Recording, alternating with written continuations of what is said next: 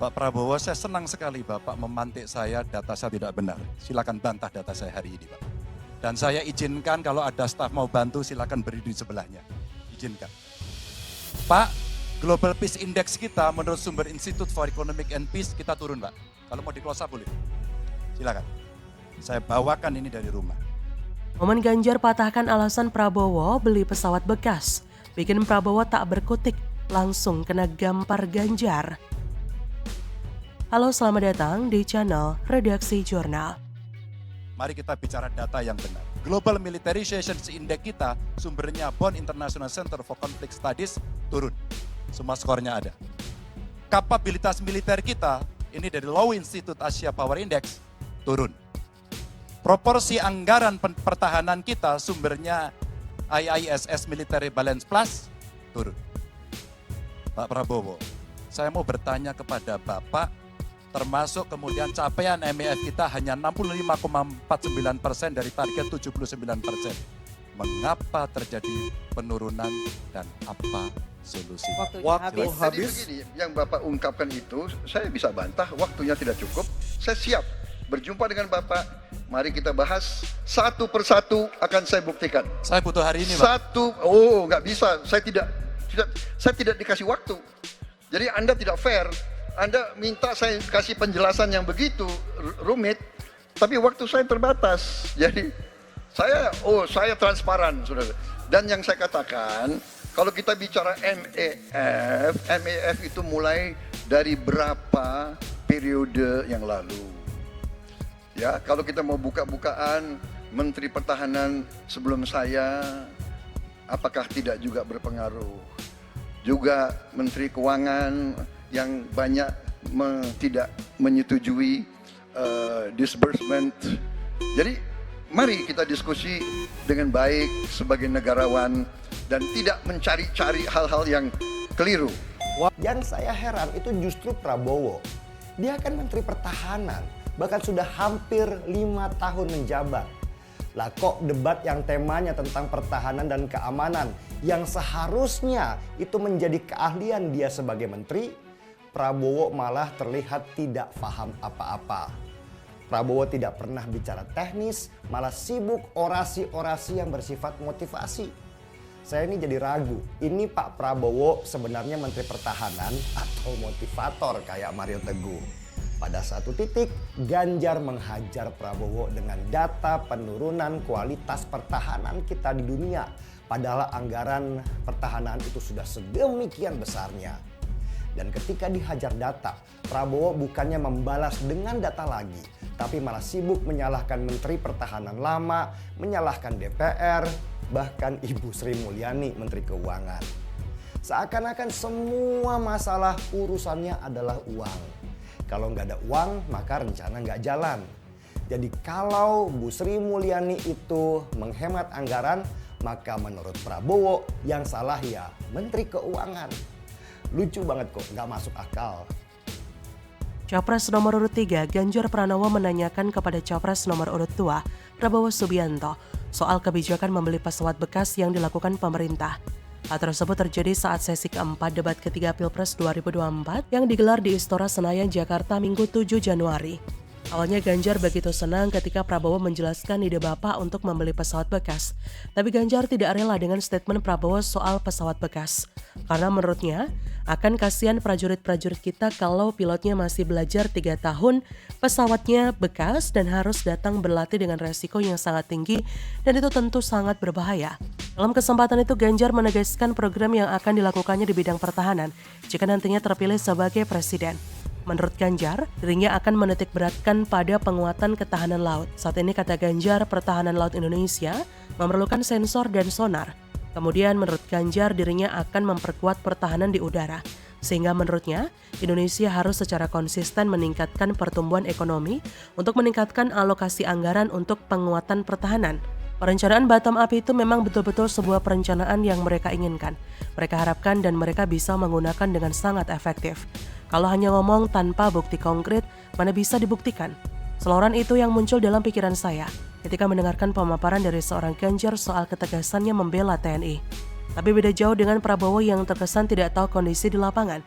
Walaupun Ganjar bukan spesialisasinya dunia militer, tapi dia sangat memperhatikan urusan dari para abdi negara. Karena mereka adalah pagar negara yang melindungi rakyat dari ancaman luar. Mereka yang maju pertama kali saat negara kita diserang pasukan luar negeri. Tak boleh kita mengabaikan kebutuhan yang memang menunjang profesi mereka. Maka kesejahteraan mereka juga tidak perlu diabaikan. Entah itu dalam kebutuhan dalam melindungi negara ataupun kebutuhannya sehari-hari. Dalam kesatuan saja alutsista perlu diperkuat. Cita-cita negara untuk mendirikan perusahaan alutsista harus dikembangkan. Alutsista ini juga bagian dari aset negara.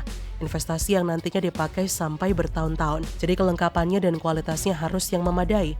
Bukan kelasnya jika anggaran bengkak hanya karena belanja alutsista yang bekas secara besar-besaran. Karena selain membuat bengkak dana negara, biaya untuk perawatannya juga super besar. Jadi sama-sama keluar anggaran negara, kenapa tidak yang baru sekalian? Yang perawatannya tidak membutuhkan biaya ekstra. Cukup dengan biaya seperti biasanya. Tapi pola pikir seperti itu justru tidak hinggap dalam benak Prabowo. Banyak alasan dilontarkan olehnya, seperti hal yang menjadi prioritasnya saat ini adalah usia dari alutsista itu. Itu hanya alasan saja, karena pada umur pesawat Mirage 2005, normal penggunaannya kurang lebih hanya 10 tahun, belum lagi dipangkas untuk proses administrasinya yang lama.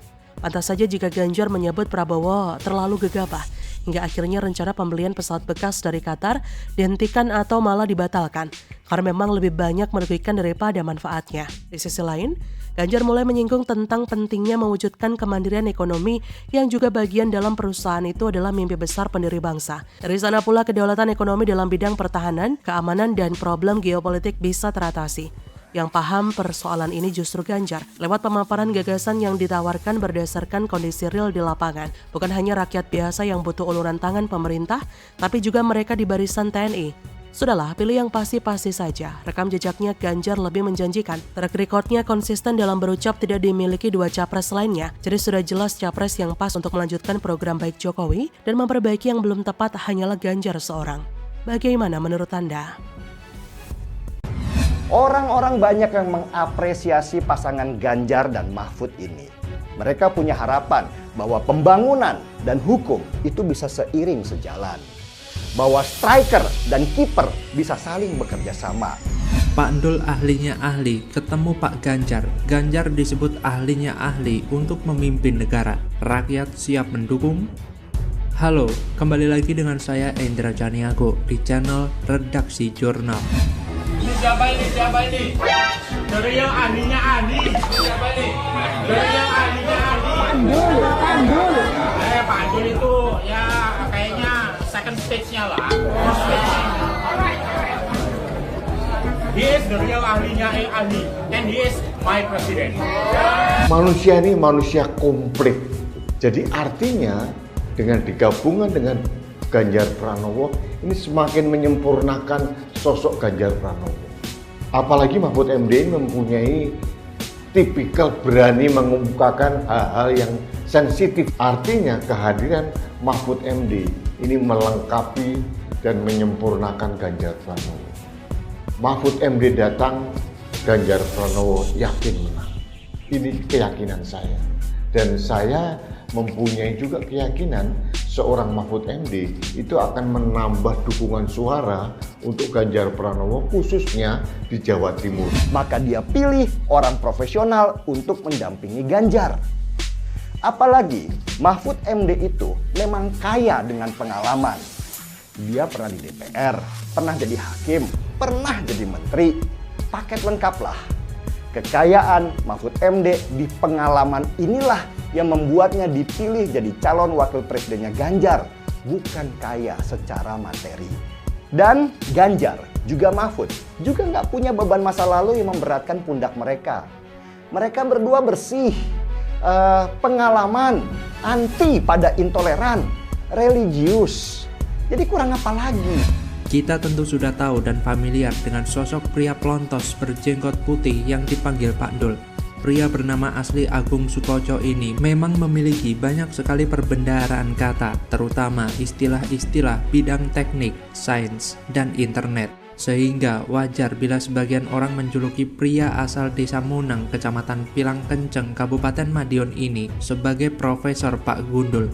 Tapi ada momen lucu ketika Pak Dul didatangi oleh calon presiden nomor urut 03 Ganjar Pranowo. Ketika bertemu, Ganjar dan Pak Dul terlihat berbincang asik layaknya teman lama. Kedekatan itulah yang diapresiasi oleh publik bahwa Ganjar memang dekat dengan rakyat. Terlihat Ganjar dan Pak Dul juga duduk dengan dikelilingi oleh masyarakat yang ingin menyapa mantan gubernur Jawa Tengah itu. Belakangan, Pak Dul memang sedang viral karena konten-konten yang dia buat membahas tentang politik, yang mana terus mengkampanyekan Ganjar Pranowo. Pak Dul memang sudah menyatakan dukungan ke Ganjar. Menurutnya, hanya Ganjar yang dekat dengan rakyat, dari rakyat dan untuk rakyat. Bahkan di salah satu kontennya, Pak Dul sempat menghebohkan jagat maya karena ia menyatakan mencabut dukungan untuk Capres Ganjar Pranowo. Pemilik julukan ahlinya ahli beralasan pencabutan dukungan untuk Ganjar Pranowo karena mengurus negara sangat berat. Mencabut dukungan dari Ganjar di sini bukanlah beralih dukungan mendukung ke capres lain, tapi Pak Dul justru mengalihkan dukungan ke pasangan Ganjar Mahfud, yaitu pasangan Capres-Cawapres nomor 3. Benar apa kata Pak Dul, Ganjar memang tidak akan mampu mengurus negara sendirian, maka dari itu harus didampingi oleh seorang wakil, yaitu Mahfud MD.